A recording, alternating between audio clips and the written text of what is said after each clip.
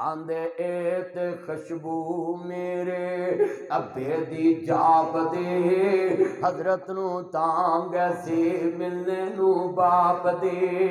घर आए ते पुछ दे दसो हस्ती कोई आई आ। एक जलसे च मैं गया मेरी गड्डी में बह गया ते एक बाबे ने कहा पुत्र नासर मेरी गल सुन ते कसमे में गेट खोल के उतर के जफ्फा पा के मिले आदा मौलवी जी क्यों मैं क्या पुत कह के बुलाने वाला 25 साल हो गए नहीं तुर गए उन्होंने पूछो जिन्होंने कन्ना च आवाज नहीं पैदी ते प्यो वालिया पंडा चुक के निभाउनिया बंदे नूं बुढ़िया कर दिंदियां प्यो वालिया पंडा चुक के जिंदगी निभाउनी कोई सौखी ये बड़ा औखा काम बेरी बनना पैंदा बेरी बनना पैंदा लखां बेर बेरी नूं लगदे झड़ जांदे कई कच्चे जेड़े पक्कन लाल मुहम्मद ओही खांदे वट्टे ਉਹ ਜਿਹੜੇ ਸਮਝ ਜਾਣ ਉਹਨਾਂ ਨੂੰ ਖਾਨਦਾਨ ਲਤਾੜ ਦਿੰਦਾ ਹੀ ਤੇ ਪਿਓ ਵਾਲੀਆਂ ਪੰਡਾਂ ਚੁੱਕ ਕੇ ਜਿਹੜਾ ਕਾਮਯਾਬ ਹੋ ਗਿਆ ਇਨਸ਼ਾਅੱਲਾ ਵਲਾਇਤ ਦੇ ਦਰਜੇ ਤੇ ਪਹੁੰਚ ਜਾਵੇਗਾ ਕਦੀ ਮਾਂ ਬਾਪ ਵਾਲੀਆਂ ਜ਼ਿੰਮੇਵਾਰੀਆਂ ਨਿਭਾਓ ਤੇ ਸਹੀ ਅੱਜ ਕਿੰਨੇ ਮੇਰੇ ਬੱਚੇ ਬੈਠੇ ਨੇ ਮੇਰੇ ਬਜ਼ੁਰਗ ਬੈਠੇ ਨੇ ਦੋਸਤ ਬੈਠੇ ਨੇ ਆਖਰੀ ਗੱਲ ਹੈ ਪੱਲੋਂ ਮੈਂ 12 ਵਜੇ ਦਾ ਟਾਰਗੇਟ ਲਾਇਆ ਸੀ ਬਾਬਾ ਜੀ ਇਬਰਾਹੀਮ ਦਾ ਪੁੱਤਰ आंदा एत खुशबू मेरे अब्बे दी एक ना यार नाल अपने बाप दा जिक्र कर लो जरा ते जरा माँ बाप नू जन्नत मिलेगी जेड़े जिंदा नेकियां बेटा बैठ जाओ एत खुशबू मेरे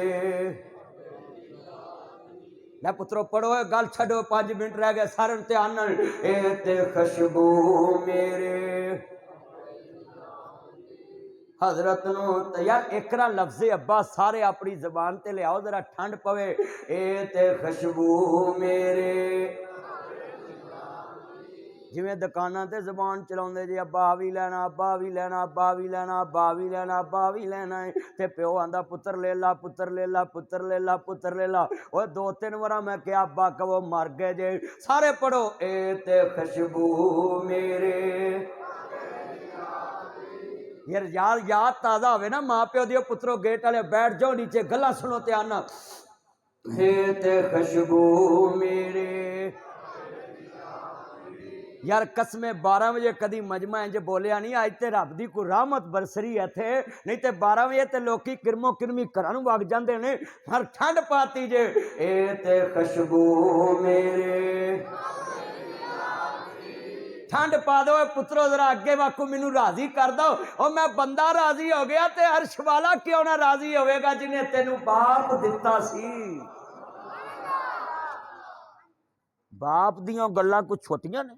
नबी पन मैं रजी रब्बी रजी अल वालद जे ते बाप राजी हो जाए अर्श वाला कहना मैं अर्श अजीम ते उत्ते राजी हो जाना और कई एडे उल्लू ने मां मगर लग के प्यो नू गालां कढ़ देंदे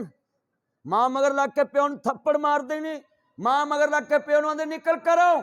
और चलिया सुन ला तेरी मां ते तेरा बाप लड़ के शाम तक ना बोले ईशा वाले सुलह हो जानी तेरी एक गल ने प्यो नू कैंसर कर देना ही बीवी दी गल याद नहीं रहिंदी पुत्र दी गल भुलदी नहीं जदों मां कहे ना प्यो नू कहो निकल कर ओनू कहे अम्मा तेरे कदमां च जन्नत है ते बाप जन्नत दा दरवाजा है औसा तो अबवाबुल जन्ना ओए प्यो मगर लग के मां नू ना करो कड्डी मां मगर लग के प्यो नू ना करो कड्डी ना मां बिनो जन्नत लभनी है ना बाप बिनो जदों मां बाप लड़न एक कमरे च वड़ जिया करो आखो लड़ो लड़ाई आपे सुलह तुसा सानू पुछन लगिया नहीं करनी और लड़ लड़ के दोवें थक जान फिर कुंडी खोल के आख्या जे ठंड पै गई बिच हंगारा नहीं देना जेड़ा बच्चा मां प्यो दी लड़ाई च बोल पिया समझ उन्हें अपना खाना खराब दुनिया च भी कर लिया ते आखिरत च भी कर लिया दुनिया च किवें जेड़ा प्यो अगे बोलेगा प्यो सारी जिंदगी दिल च उन्हें इज्जत नहीं देवेगा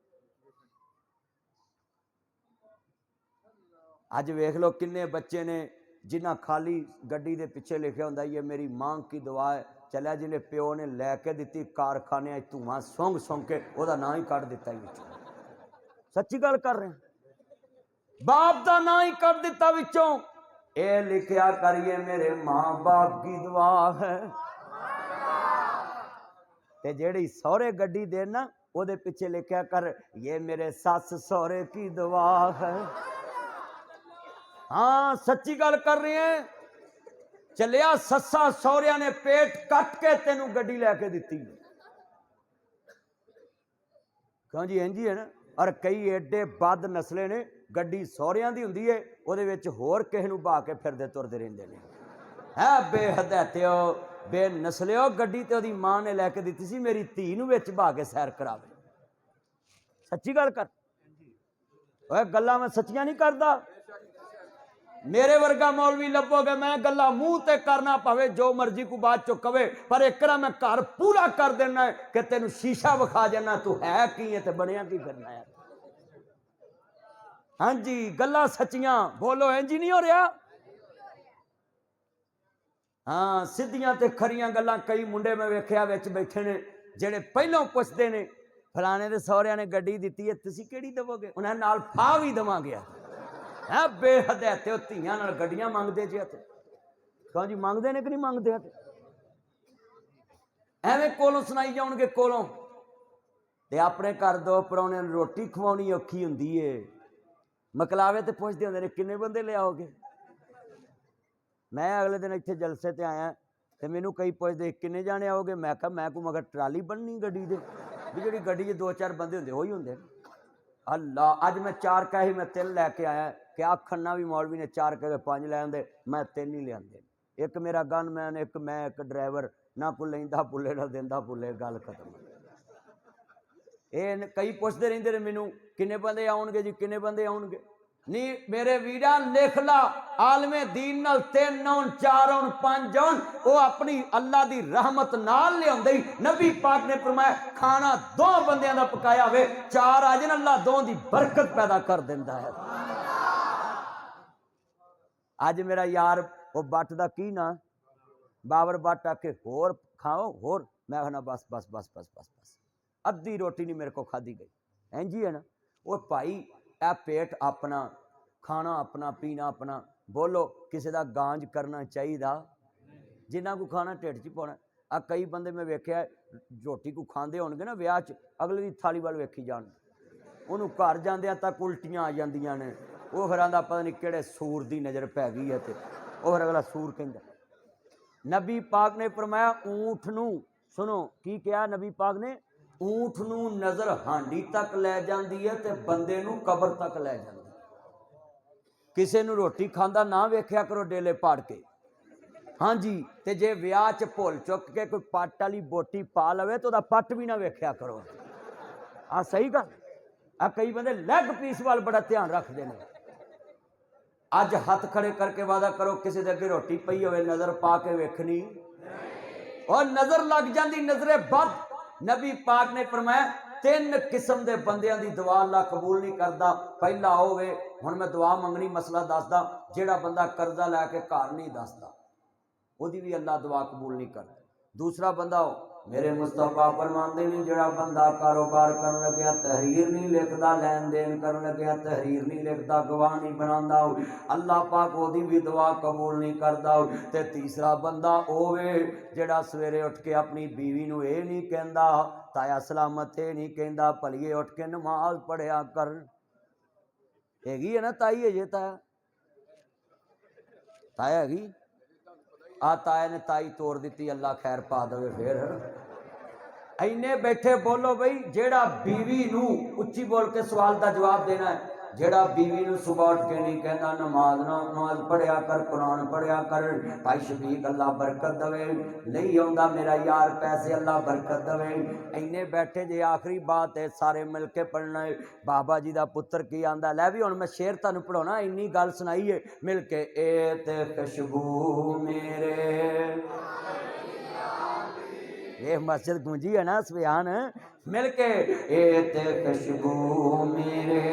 अबे दी जात लफ्ज़ अब्बा एकरा कहोगे तो मैं अगे तोड़ना है ए ते खुशबू मेरे हजरत नो तांग सी मिलने नू बाप दी घर आए ते पुछ दे दसो हस्ती कोई आई आ मापियां दी खुशबू अल्लाह वखरी आ जेड़े मुंडे ने लाजमी सुन लो ध्यान नाल मेरे बच्चों आंदे जा नहीं बदबख्ते की